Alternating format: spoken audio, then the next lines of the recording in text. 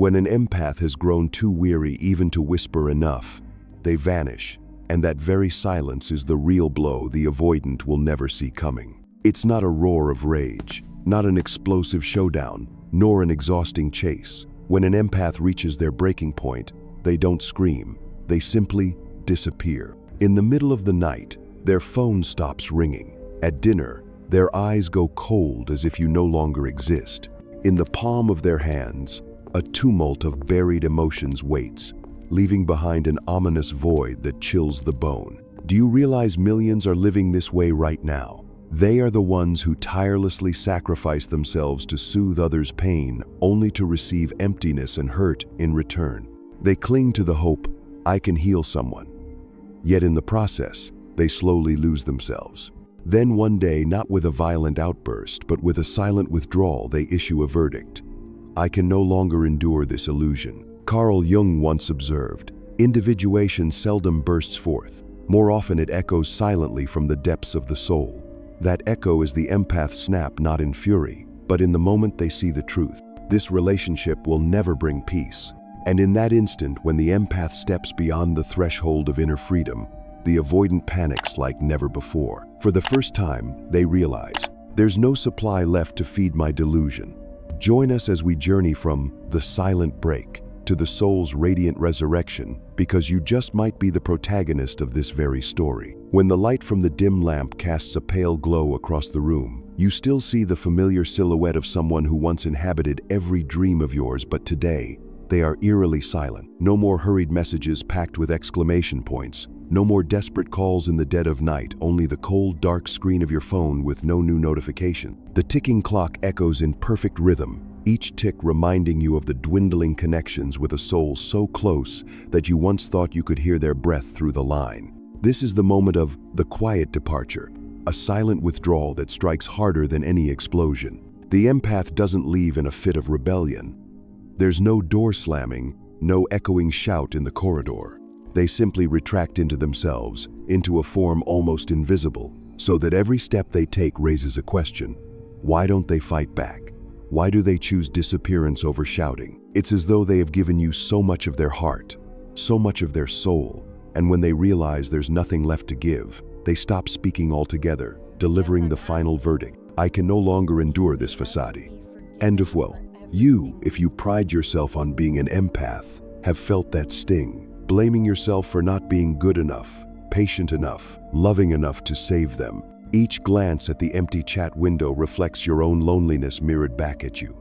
Every beat of your heart underscores the invisible bond abruptly severed, like an unseen thread snapping without warning. Imagine that room, yellow-tinted light, your figure slumped at the corner of the table facing a silent wall, and that empty chair where they used to sit feels more vacant than ever. There's not even a sigh, only the heavy presence of absence. You lift your phone, your finger hovering over the screen, but your hand falters. You know this scenario all too well. You've watched their final breadcrumb trail, one last read receipt, one message left hanging in the void, one last scene on the messenger. But today, you see none of those remnants because they have vanished completely, as if they never existed in your world.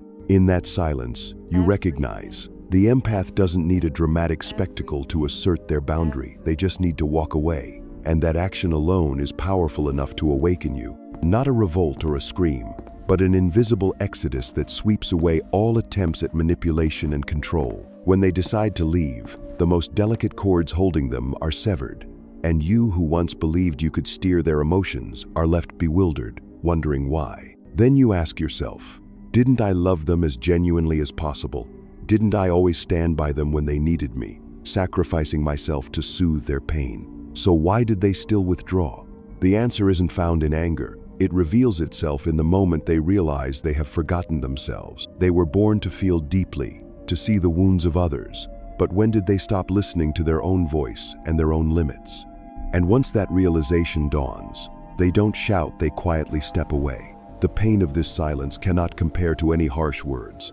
It spans days and hours, awakening within you countless fears. Fear of abandonment, fear of unworthiness, fear that you might just be an emotionless statue in a vast emptiness. Yet within that fear, a spark appears, a counter-invitation.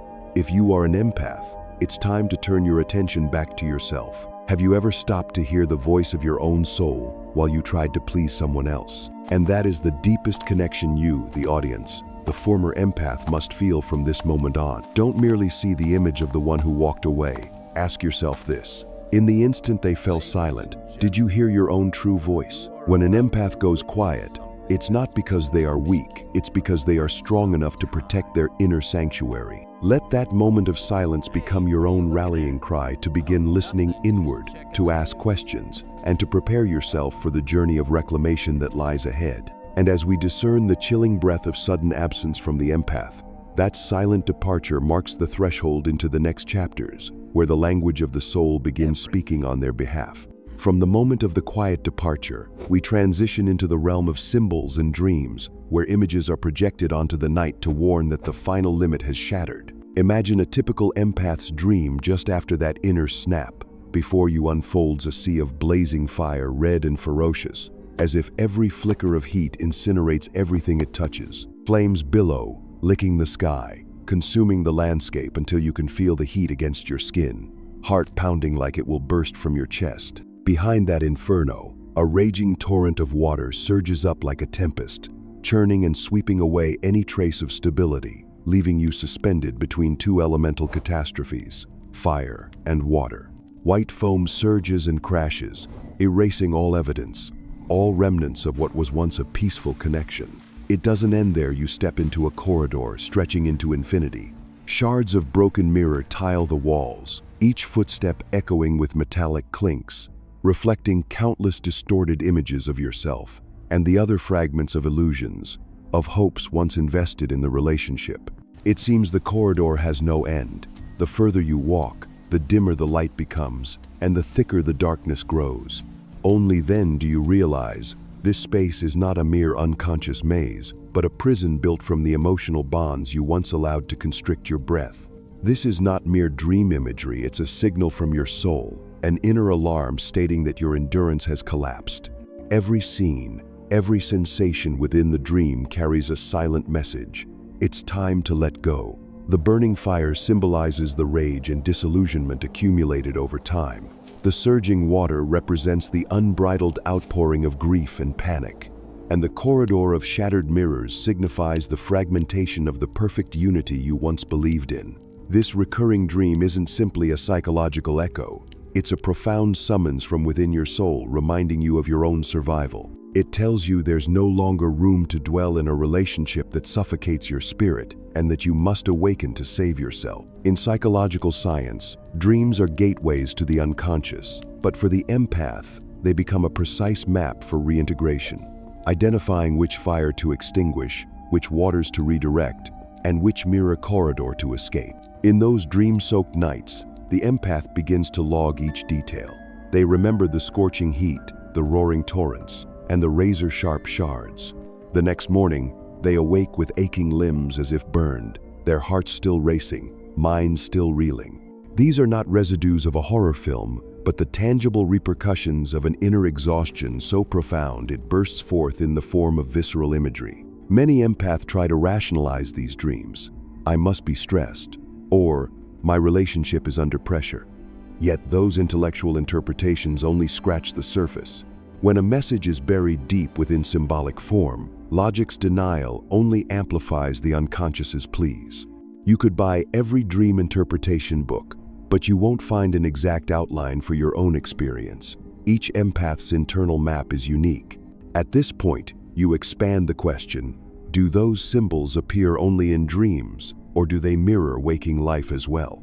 The answer lies before you, those moments when your palm sweats, the cold bead trickling down your cheek as you think of them, when your heart races at the realization of how long you've lingered in that relationship, and the instant you panic, recognizing that the corridor of broken mirrors isn't just a dreamscape, but the stark fear gripping you anytime you consider continuing your self-sacrifice. Thus, the symbols and dreams phase goes beyond merely describing haunting images. It's a powerful call for awakening. Extinguish the flames of rage by releasing resentment, redirect the waters of sorrow by allowing yourself to grieve, and shatter the corridor of mirrors by confronting each shard within your soul, embracing those distorted aspects you once hid away. With each step you analyze your dream, you discover necessary transitions. If the fire stands for anger, you must cultivate self-forgiveness. If water signifies pain, you must permit your own vulnerability. If the corridor of mirrors represents broken illusions, you must reconstruct your boundaries from the ground up. Only by completing these steps can you enter the next stage of the journey, where you not only understand the dream, but transform its message into tangible healing action. This seamless progression carries us from depicting dream phenomena to deeper explication, where the alchemy of inner transformation begins to ignite. In the next segment, we will lift the veil of the subconscious, decode its hidden symbols, and uncover the keys to turning the dream's warning into the springboard for waking life renewal. When we peer into the inner worlds of three individuals, an empath, a narcissist, and an avoidant, Carl Jung provides us with the concepts of three key archetypes: the wounded healer, the wounded tyrant, and the wounded withdrawer. Imagine Sarah, a kindergarten teacher with boundless compassion, who is always there to listen and care for her friends. She embodies the wounded healer. As Jung emphasized in 1953, the wounded healer heals others only what he knows. Sarah carries hidden childhood wounds, but fails to realize that these very scars drive her to comfort and heal others. Whenever a colleague cries over heartbreak, Sarah is there to listen silently and affirm their worth. She seems to possess an innate ability to transform pain into understanding, yet she forgets herself entirely, eventually depleting her emotional resources. In stark contrast to Sarah stands Michael, a skilled manager who wears a proud mask, the personification of the wounded tyrant. Michael does not need anyone to share their loneliness. He only craves admiration. He manipulates and projects his longing for praise, thinking that others exist merely to bolster his grandiosity. Kohut, 1971, wrote, "They do not love, they possess." Indeed, Michael demands daily flattery from his team, controlling the workplace atmosphere, and if someone fails to meet his expectations, he lashes out with harsh criticism, forcing them to prove their value by pleasing him. Between these two extremes, Emily, a shy graphic designer, clearly exemplifies the wounded withdrawer. Emily's primary psychological defense is deactivation. She withdraws, locks down her emotions, and lives by a "I'm fine" mantra. Whenever someone seeks a deeper conversation, she awkwardly says, "I'm okay," and then steps away, because too much intimacy feels like a threat that steals her freedom. She herself cannot fully understand why she feels suffocated and wants to flee whenever she enters a close relationship. When Sarah, Michael, and Emily interact, an invisible dance unfolds. Sarah tries to heal Michael with gentle advice and comforting hugs, but Michael only listens when her words feed his need for praise.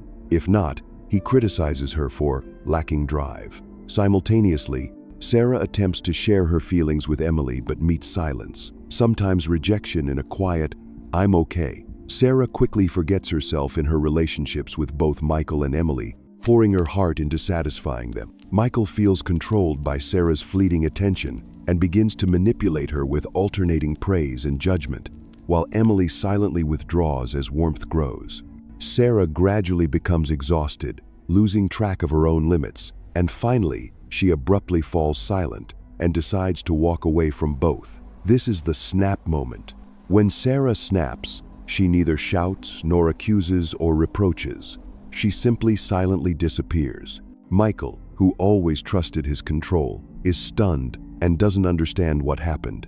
Emily, who fears intimacy, is too slow to react, only sensing an invisible void. None of them saw this coming, because Sarah was always the embodiment of empathy and sacrifice. Her silent departure is an internal explosion, born from the realization that she had given too much without ever prioritizing herself. From this story, we clearly see the primal psychological mechanisms of the three archetypes. The wounded healer is fragile, seeking affirmation through healing others. The wounded tyrant dominates and controls to fill an internal void. The wounded withdrawer resorts to distance to safeguard emotions. When they confront each other in relationships, they create a cycle of contradictions. The empath sacrifices, the narcissist manipulates, and the avoidant withdraws. It is this latent conflict that propels the empath toward an internal snap, culminating in a powerful moment of silence. At this turning point, we will move on to the modern psychological mechanisms, how projection and control, the narcissist's main tactics, combined with the empath's boundary erosion, gradually lead to physical and psychological exhaustion. Let us continue exploring this in the next section. In the framework of modern psychology, the inner workings of three individuals, an empath, a narcissist, and an avoidant interlace through three sophisticated tactics. First is the narcissist's use of projection and control. They never truly love, they only possess. As Kohut asserted in 1970, 1. They do not love, they possess. Armed with acute observation and overwhelming pride, the narcissist manipulates others through alternating praise and criticism, forcing both empath and avoidant to react according to a script they alone have written. Every ostensibly kind word becomes a trap, compelling the target to respond in a way that affirms the narcissist's illusions of omnipotence, and if they fail, they are cast aside, burdened by guilt and self-doubt. Imagine an emotional marionette, its strings invisibly attached to the narcissist's psyche, pulling every beat of the heart and every tremor of feeling in service of that one fragile ego. At the same time, the empath steadily erodes their own boundaries in a process known as boundary erosion. Convinced that every sacrifice and tear they shed proves the depth of their love, they lose all sense of personal limits. Days are spent absorbing others' pain. Nights are sleepless as they offer words of comfort, and they forget to tend to their own needs. In moments of weakness, the empath chastises themselves for not trying hard enough, believing that any exhaustion is merely evidence of their own inadequacy. The whispered mantra, "Maybe I didn't give enough," becomes an inner command that overrides every instinct for rest and self-care. By the time they realize the toll it has taken, their spirit and body are both worn down, like a machine pushed relentlessly until its gears grind to a halt. Meanwhile, the avoidant enacts a third strategy: deactivation and distance. They silence their own emotional needs behind the refrain, "I'm fine," erecting barriers to protect themselves from perceived threats of intimacy. To them, any sign of closeness is a warning, a prelude to losing independence, so they retreat into quiet isolation. When the empath reaches out with compassion, they are met with a vague smile or a quick change of subject. The avoidant's unbreakable glass wall, transparent yet impenetrable, suffocates the empath's attempts to connect and only drives them to try harder, entrenching them deeper in a futile quest for healing. When projection and control, boundary erosion, and deactivation and distance converge, they unleash an emotional storm that engulfs all three. The narcissist finds their supply of admiration cut off. The empath, drained of energy, tumbles into chronic fatigue, and the avoidant, overwhelmed by sporadic attention they dare not accept, feels disoriented and anxious. Over time, the empath exhibits the hallmarks of chronic stress, persistent anxiety, relentless insomnia, and even severe depression symptoms cataloged in the DSM-5 under trauma and stressor-related disorders. The DSM-5 makes clear that prolonged psychological stress not only disrupts cognitive function but also wreaks havoc on the body. Headaches, rapid heartbeat, gastrointestinal issues. The empath experiences every breath as a burden, every moment as an invisible weight pressing down from three sides: the narcissist's manipulation, their own boundless self-sacrifice, and the avoidant's self-imposed exile. In this modern psychological crucible, we witness a crisis born not of a single cause, but of the interplay of multiple destructive dynamics.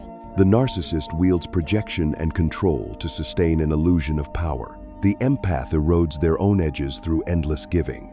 The avoidant nullifies emotion and seals themselves off. This toxic cycle feeds on itself. The more the empath gives, the harder the narcissist manipulates, the deeper the avoidant retreats, and the more exhausted the empath becomes.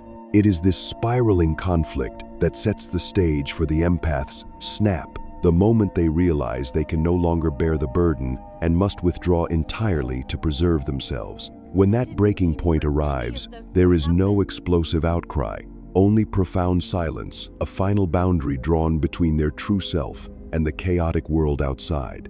When Sarah realized that all her self-sacrificing efforts no longer produced the desired outcome, that her voice and light had been absorbed into the fracturing machinery of psychological assimilation, the snap moment emerged as a sudden revelation. This was not a failure, but the very beginning of the individuation process described by Carl Jung. Individuation is the process by which a person becomes a psychological individual, a separate indivisible unity. Jung, 1953. At that moment of silence, Sarah neither raged nor reproached. She simply withdrew from her old orbit, retreating inward to rediscover herself. The snap was not an explosion of anger, but a doorway leading to an inner realm where every fragment, anger, fear, pain, and longing could be gathered, reorganized, and form the foundation of a new psychological world. Imagine Mary, a close friend of Sarah, who experienced a similar turning point. Mary had spent years as a boundless caregiver, tending to her ailing mother while neglecting her career and personal life, convinced only sacrifice proven true love.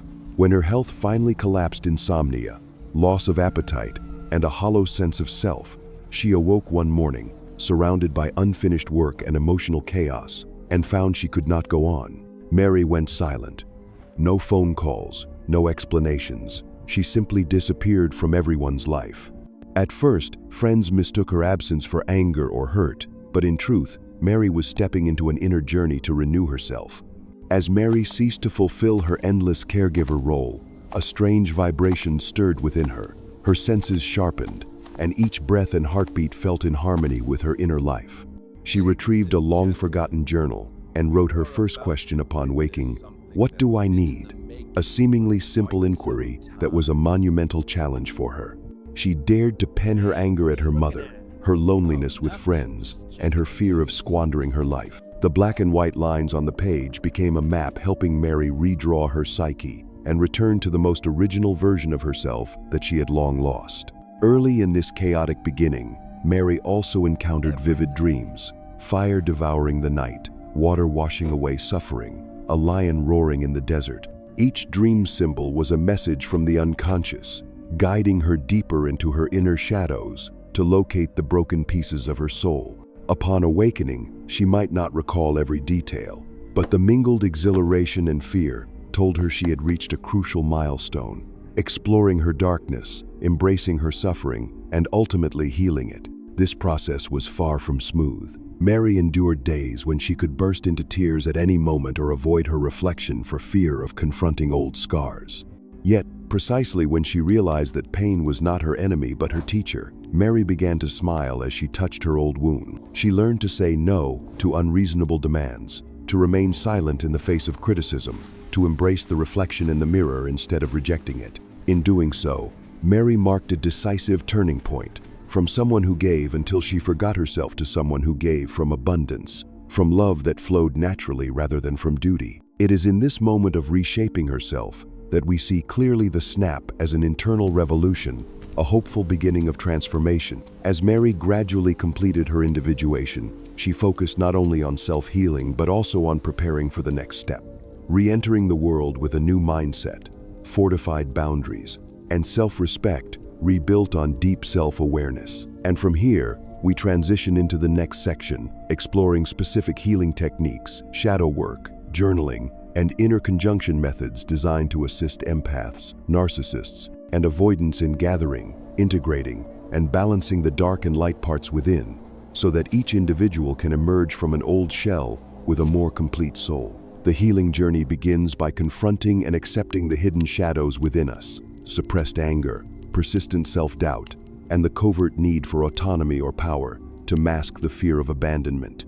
To clearly identify these dark parts, dedicate 5 minutes each day to journaling the things you dared not say. Allow yourself to write down every ounce of frustration, disappointment, or secret desire for power.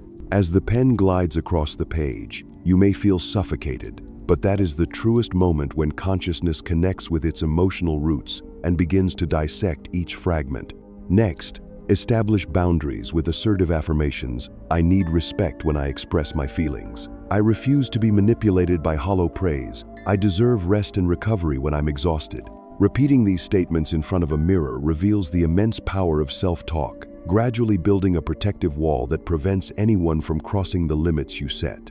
The next step is inner conjunction, balancing the masculine-feminine energies within you through meditation visualization featuring the sun and the moon. Sit quietly, Close your eyes. Imagine the warm radiance of the sun pouring vitality into your body. Then envision the moon's soft arc enveloping you, soothing your soul's wound. The harmony of fire and water, strength and gentleness, creates a new resonance in your inner depths.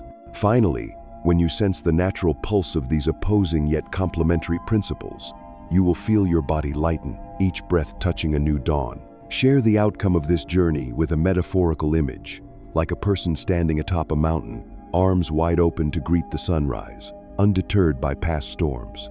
This moment marks not only the end of days lost in darkness, but also the beginning of a new life cycle where you walk through the world with steadiness, clarity, and renewed energy.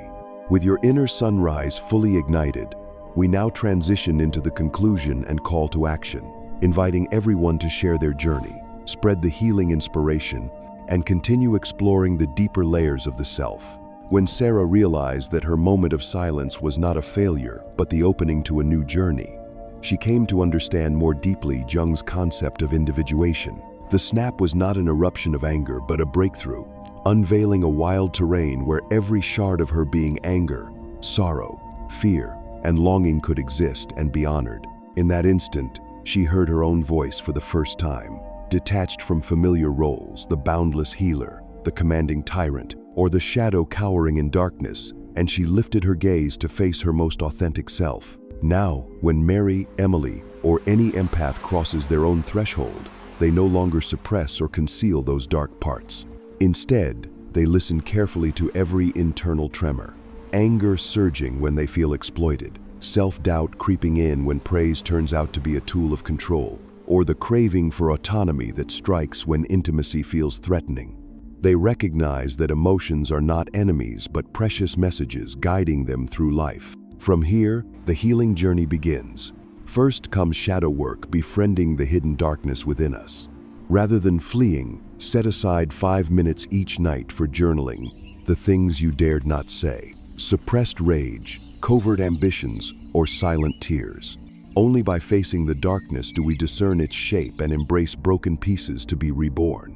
Alongside journaling, establishing boundaries is pivotal. It is not merely saying no, but articulating affirmations like, "I need respect when I share my feelings," or "I refuse hollow praise that demands compliance." Repeating these statements in front of a mirror summons inner power, constructing a protective wall that is not a barrier, but the bedrock of authenticity and freedom. Next is inner conjunction, balancing masculine assertiveness and feminine intuition. Practice guided visualization. Envision the sun's radiant warmth flooding every cell, followed by the moon's gentle embrace soothing your soul. As fire and water, yin and yang converge, your spirit will blossom like a flower breaking through ice, ready to embrace a new rhythm of life. Throughout this process, Henry J. M. Nguyen's The Wounded Healer becomes an invaluable companion. Nguyen weaves his own journey of self-healing as a priest and psychologist, showing how our wounds transform into the very gifts that empower us to help others. By blending Christian spirituality with Jungian psychology, the book illuminates that, like every empath, one cannot heal another without first healing oneself, and that our wholeness emerges from our vulnerability. As shadow work, boundary setting, and inner conjunction intertwine, you will feel your body lighten, each breath enriched, and exhaustion give way to vitality. Picture yourself standing atop a mountain, arms wide, greeting the sunrise as it bathes the valley below.